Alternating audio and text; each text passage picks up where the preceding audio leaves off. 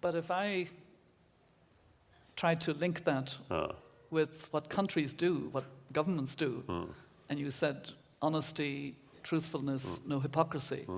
But when we look at globalization, if you look at the lack of coherence between the fact that rich countries do provide development assistance to poor countries, including this country, but then on the trade side, they keep trade barriers and they have subsidies on cotton, for example, which affects West Africa and other parts and Asia, or sugar by the European Union. So is that the kind of honesty and lack of hypocrisy in relations?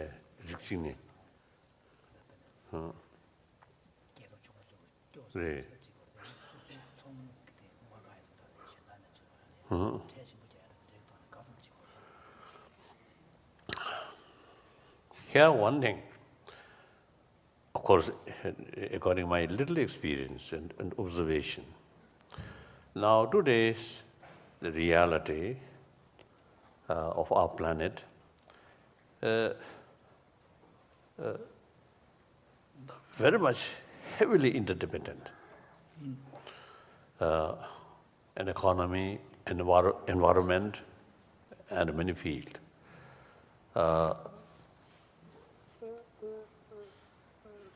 So I often is telling or expressing to public sort of talk, the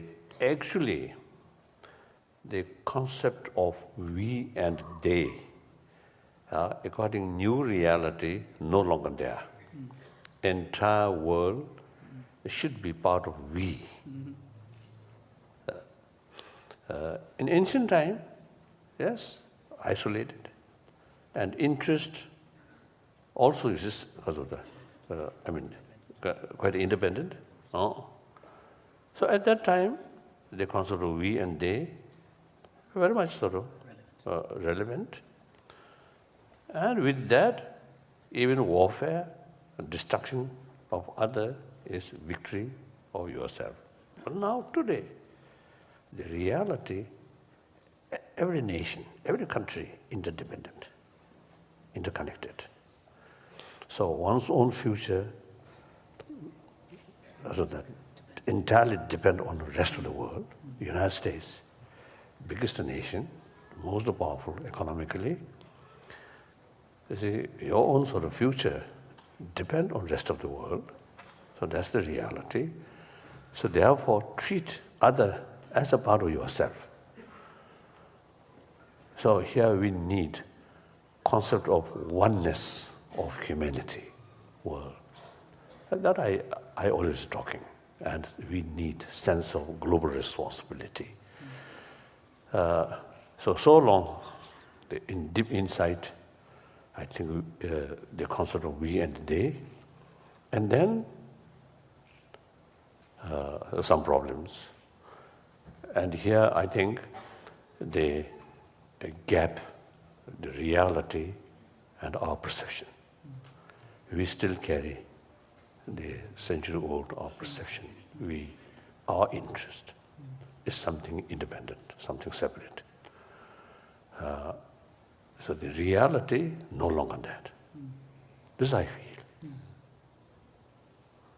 Well, can I ask you, Your Holiness, how you apply this thinking about a oneness, about this incredible interconnectedness, interdependence, to the challenge of climate change, of global warming?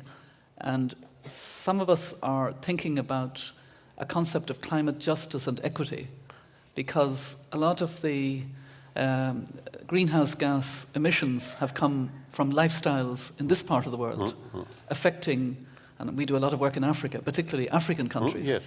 And the whole continent of Africa is responsible for less than 4% of these greenhouse gas emissions, but they are badly affected. How do we evolve a fair, equitable way of addressing that?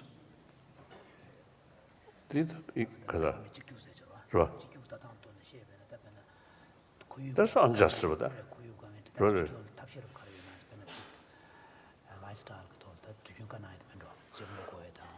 Now here, I don't know. Of course, I don't know.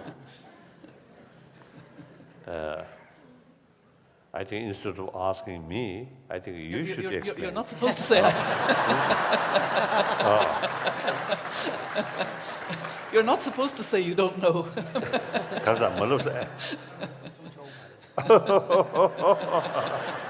It is my freedom. And not only freedom, but also, you see, honestly. Yes. Although I have the name of Tamjay Khyamba, what to call? In Tibetan, one of the Tibetan titles referred to the Dalai Lama's all-knowing. But that is just like a poem. The reality, my knowledge is very limited, like that. So here, firstly, there is a gap, rich and poor. This is also very, very serious, global level and also national level. Like United States, many occasions I'm expressing the richest country, yet some pocket, very poor people still remain there. And then the richer people, richer family, their lifestyle is much sort of luxurious and own, I think, several cars and several houses. Winter time go south, right? Summertime go north, and also is touring in different countries. The poor people, even sometimes no house, very poor. And that is not only morally wrong, but practically also source of problem. The poorest section of people always some kind of feeling of frustration. The frustration transformed anger. Anger then transformed in action of violence. So very bad.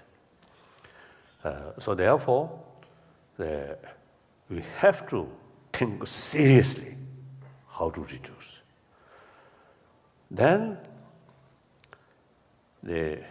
I think immediate possibility is the poorer section of the people, get them skills through education, and one most important, give them self-confidence. They also can be like other. One time, you see, in South Africa, in Soweto, I visited Soweto Township. Yeah. There, of course, some of you, I think, already know that story. But please don't feel boring because of repetition. But one important now person here, so I want to share with her. At that time, I very, very keen visit one ordinary family. Then finally, arranged by organizer. So then I sat, the member of the family, and we talked. And then their friend used to join, introduced as a teacher. The mother complained about education, her children. Then eventually, I took the sponsorship for 2 or 3 children of her. Her next few years, I sent some money like that. Then the person who introduced as a teacher, I talked, now you South African people, now you got democracy, equality, new constitution. So constitution provide equality, so wonderful. But at the same time, it may take psychological level. It may adjust sometime. Then he expressed to me, he believed native black African brain is inferior. And I shocked. And I argue. My own case was example. Now, of course, this is not a political statement, but actually, many Chinese consider they're much sort of superior, and those minorities, they sometimes look a little bit.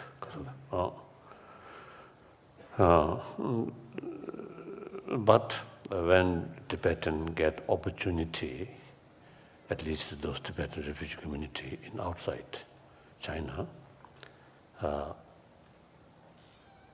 we prove we have same ability in education and various field. I mentioned to him, argue. Then finally, that person with size, size of relief. with size, then mentioned, now I believe we are same.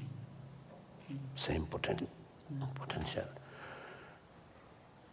And also I notice in India, the people so-called low caste, they also use some kind of tendency of anger, frustration like that. Sometimes you see they express openly the upper class. Resentment. So in deep inside, again, this is some kind of feeling of inferior. So that must change. So that much depend our attitude, the upper class people's, more successful people's attitude towards them. Although helping, but look down, out of pity. That's mistake. You should respect them and serve them. That kind of spirit. So this is one thing. So the poorer section themselves, you see, they should have more self-confidence, like that. Then the richer side, I think your lifestyle, I think worthwhile, little change. And make available more money, less consume. Then actually your own life becomes then more stable, more happier. And morally speaking also feel happy. If while some people, their life miserable, and you enjoy something, if person use real human feeling, it cannot go that way. While other people starving. Even some animal also have this sort of attitude. They want to share. Some bad dogs or bad cats, not doing that, but some you see do that, isn't it? So we are human beings. Suppose we are much intelligent person, intelligent sort of species of mammals. So inequality, while you are seeing, you are feeling, then still don't care. That kind of thing is, I think very bad, very unfortunate. So that I think long run. And that also, I think, through education. Media people also have, I think, important role. Like that. President Robinson, I know you're just about to ask a question, but I think we'll include all the audience. And so I'd like to ask you a question and then Your Holiness a question. Somebody in the audience has asked, in our current world, how do you explain to children that there's still goodness and hope for peace? Good question. I would echo what the chair of the elders says to us, Desmond Tutu, as what essentially the elders should be trying to do, which is to find the good in everyone, and to find it particularly in children. But I think what His Holiness was saying struck me very much, because I got a book recently from a friend of mine in Ireland who works with very poor people, with homeless. She works for a small trust. Her name is Alice Leahy. She's a wonderful woman. And somebody said to her, "Don't you think you're wasting your time?" Because what she was doing was just spending a lot of time with homeless people. And she produced this book called Wasting Time with People. And Wasting time with people. No.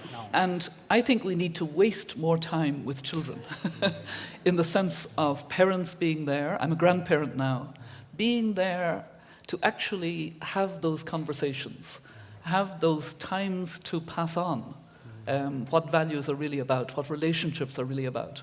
And if we're rushing around, and if we expect the school to do everything, not the home, then probably we won't make that connection enough with children, and we won't be able to, encourage them to see that their values are in relationships, in respect for others. And if I can put this in human rights terms, we have a wonderful convention called the Convention on the Rights of the Child. And it's wonderful because it goes that step further about children and says children must be active in knowing about and pursuing their own rights as children, which means they must respect the rights of others, of their parents, of those in school, of those in authority, but also of their peers, no bullying. And it's a bit sad that the United States is one of only 2 countries in the world that have not ratified that convention, the United States and Somalia. So maybe the Obama administration will change that. And part of your power is that you work so practically in the real world. When children come to you and say, "What can we do for our community?" what are some of the practical suggestions you give them?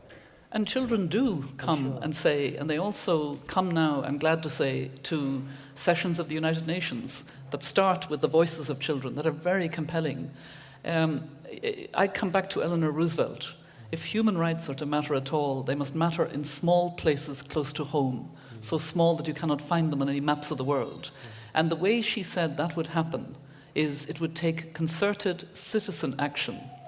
And that's why I'm very encouraged by the number of small organizations linking with other small organizations and becoming a sort of people power worldwide. You were talking about combating poverty. On the 17th of October, the Day Against Poverty, the organizations, including Oxfam, I'm honorary president of Oxfam, so I know this through Oxfam, the global call for action against poverty has been asking people to stand up against poverty on 24 hours a year. The first time, 23 million people registered that they were part of this stand up against poverty, and then it was 43 million. Last time it was 161 million people. And this is part of the connectedness that Your Holiness, that you've been speaking about. But it's also, I think it's also part of something that human rights people should have emphasized more. Article 1 of the Universal Declaration of Human Rights actually captures what human rights should mean, but very often doesn't. It says, all human beings are born free and equal in dignity and rights. And when I was listening to Your Holiness, you seem to be really emphasizing that dignity, the confidence of the poorest, the dignity of self. And I think we've talked too much about human rights in a rhetorical way and not actually talked about the reality of poverty, where poor parents don't have medicine for a dying child. And then we look at the numbers. About 10 million children under 5 die every year of what we could prevent. Hunger, diarrhea, preventable disease, because they're not immunized. That would help greatly. So, I also believe in this, not we and they, but a one that we have to work on. And for me, that dignity is a very important component. I would love to hear your views, but we must listen to the other questions. But I would love to hear you speak about dignity and rights, and what dignity adds to the idea of human rights. Dignity, sir.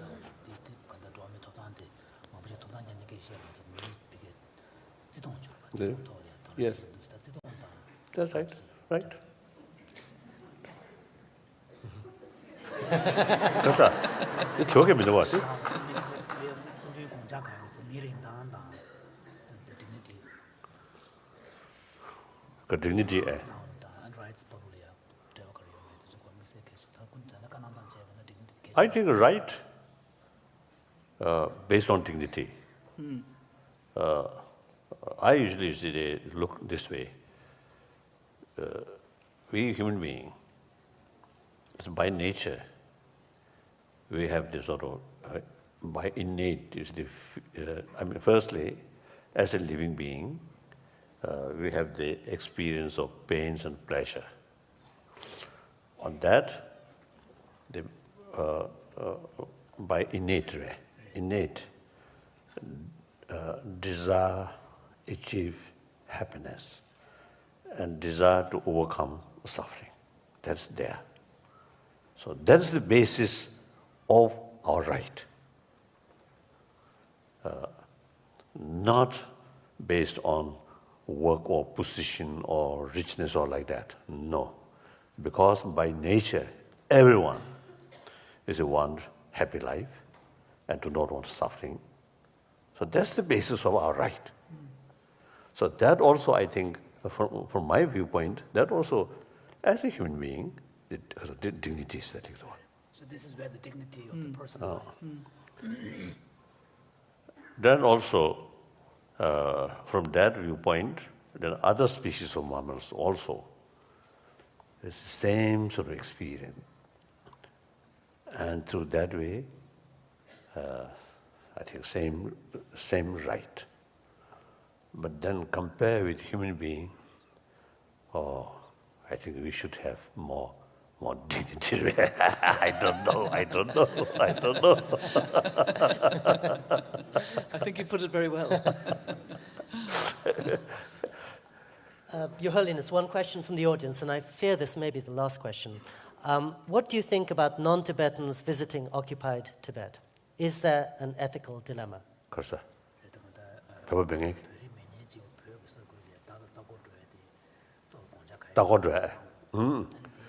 visit? Yes. Oh, most welcome. It's really necessary now. Really necessary.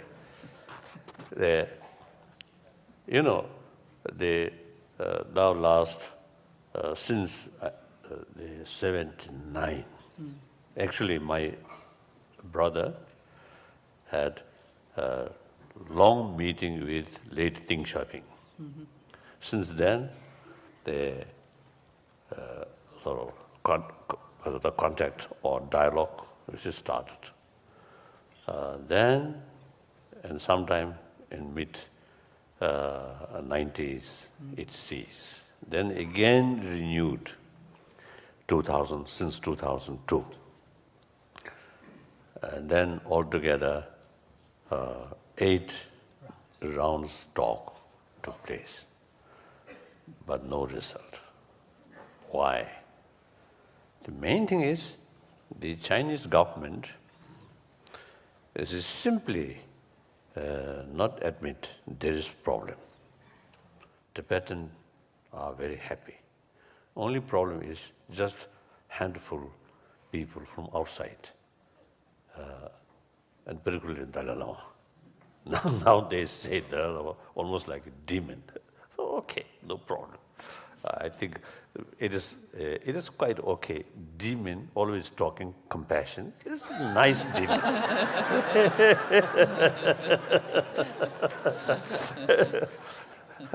So the other day in San Francisco, I met my American friend. He asked me, why is the Chinese so afraid to Chinese government? So afraid. You? Why? He asked me. Then I just responded, because of my home. So the point is, since the Chinese government never admit, never acknowledge, there is problem. So now I think the world community has the responsibility to show world there is problem. If there is no problem, as Chinese government say, the people, majority of the Tibetan people are very happy, then our information become wrong, then according these wrong information, we carrying this struggle, then we must apologize to the Chinese government. Really. If the people there, majority of the people, are really unhappy and a lot of resentment there, then Chinese government, since they came to Tibet not as a colonialist, but rather liberator. So liberator must act as a liberator. So liberator should not bring more misery. So therefore, I think now only hope is, please, you, non-Tibetan, go there and ask Chinese government, you not only just you should step in Tibetan land, but you should have free access. You can argue with the Chinese government, or the you state, things are very beautiful, things are very good, then must show to the world. It is their interest and must prove Dalai Lama's claim is wrong. So you should ask the Chinese officials. Then on the spot, you should have free access. So not only welcome, but I urge you, please go there. And just sometimes I told, you see, I'm telling, rather I think expensive, go to Tibet. So then you can borrow some money from here and there. Then you bring some articles from Tibet, then you can sell. Then maybe you see you get some money.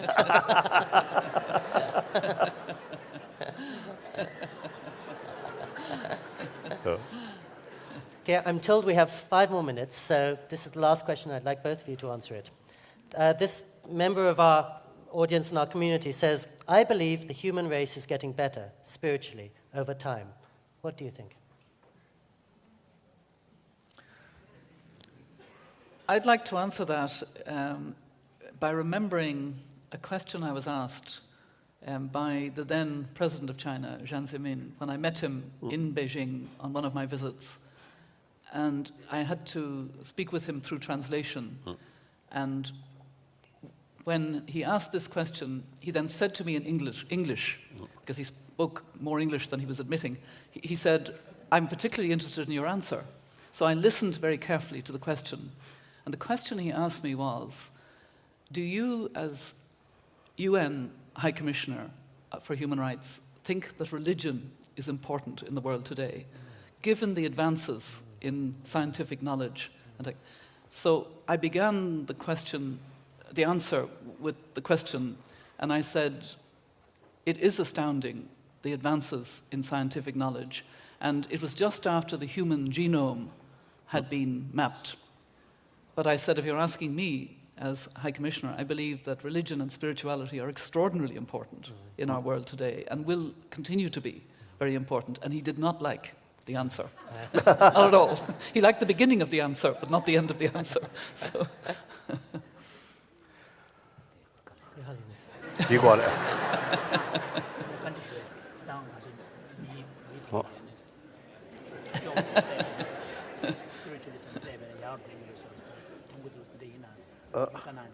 I think, firstly, of course, my answer always long.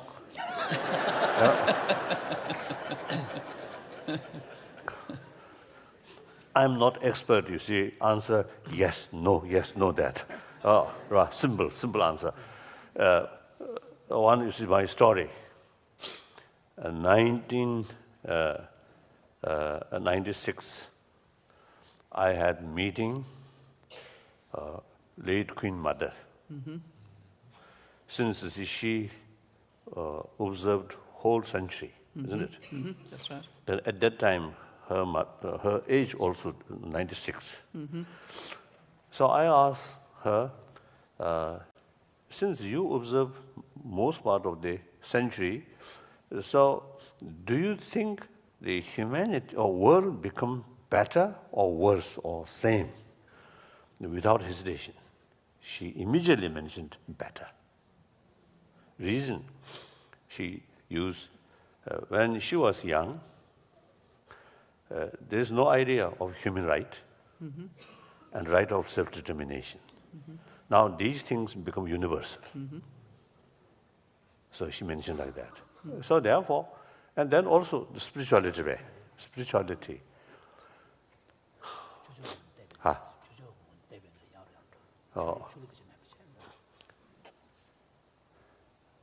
I always feel 20th century, I think the most crucial century in human history.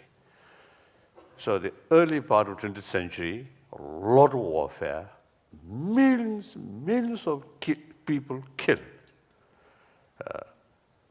World War or Civil War or Korean, Vietnam War, like that. Then I think the people generally really develop strong feeling of fed up about violence. So desire for peace, I think, much sort of stronger. And also, at least in the European continent, I think a different nation, different nationality, they don't much bother about the difference. One time, my tutor, I consider my tutor, von Weizsäcker, late von Weizsäcker. I knew him, yes. He once told me, when he was young, then every German eye, French is their enemy. And in French, I also same. But then he says, now, no longer that kind of a feeling. And hopefully, in Irish eye, the British are maybe now nicer. So these are, I think, through our own experience, more hatred, more anger, more violence, nowhere to reach, more suffering, particularly innocent people.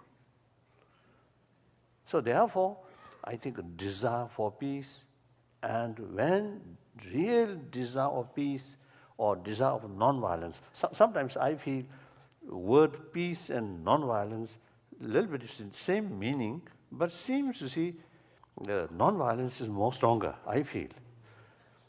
The reason, when I first visit Soviet Union, 1979, then they say, peace-loving nation.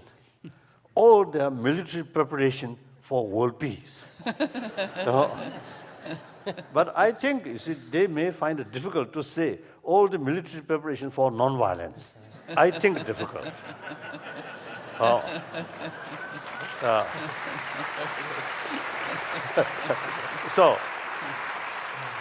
So therefore, I think the people's sort of public attraction about non-violence also growing. Now in South Africa, follow Mahatma Gandhi's sort of practice, and then Martin Luther King here in this country also, because of this, strictly following Mahatma Gandhi's sort of principle.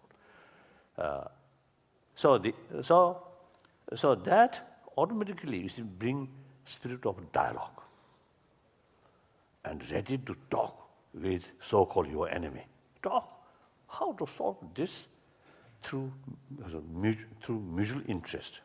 And also, that's the practical way. Yeah, also the women's movement, and women for peace, and women tackling violence. Don't leave that out. No, here, you see. I think really appropriate to repeat one my sort of what say, my idea. Since now recent years, in my public talk, I sort of mentioning, if I state, you see, that in front of one lady, people may see, Maybe seen as a kind of a flattery. But the fact is, in human history, in early period, no idea of leadership. All members equal. I think at that time, some root or some fruit and some hunting, through hunting, some animal, equally share, work together, sharing together. No idea of leadership. Then gradually population increase. Then at that time, no rule of education. So physical strength, in order to become leader, the physical strength is the key factor, like other animals. Therefore, the male dominance then start. Then eventually education develop. So then education bring more equality. Now today, generally speaking, of course, there are many parts of the world still, because of the poverty and because of the education, these things still they're backward. But overall, I think education quite enough, quite advanced. But a lot of problem. So therefore, now time is come. We emphasize the importance of loving kindness or affection, compassion. Now, compassion is concerned because of a biological factor. Female, more sort of potential. And indication when other people facing suffering, the sensitivity about others' pain, I think female, more stronger. Obviously, in world history, those heroes, actually, in a way, these are murderers. So most of the heroes are male. Maybe few female become hero. In the sense of battle, killing. I think most cases. We had at least one Irish one, Queen Maeve. So therefore, now, because now new time, the necessity, more emphasis on compassion, warm-heartedness, rather than simply education. So women now should take a more active role regarding promotion of compassion. So that I always, that is often you see telling you see people. So, because other women, so therefore, the women movement, some feminists, a little bit too extreme. They even want, you see, Buddha, male pity should be female. And Jesus Christ also should be female. That I think a little bit extreme.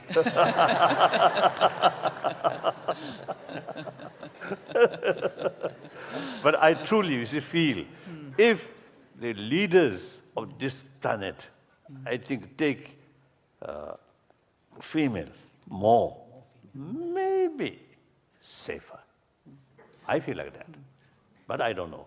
Could I just actually build on what you've just said and say, I'm very pleased that there is a new kind of women's leadership, which is connecting women who have access to power or influence because of the positions they hold or did hold, who are linking with women who are suffering in poverty in places like Darfur and Chad. And there's a big connection, and it's exactly what you've said, that kind of empathy and compassion and using leadership to try to change. So I'm delighted that you recognize that. And Thank you.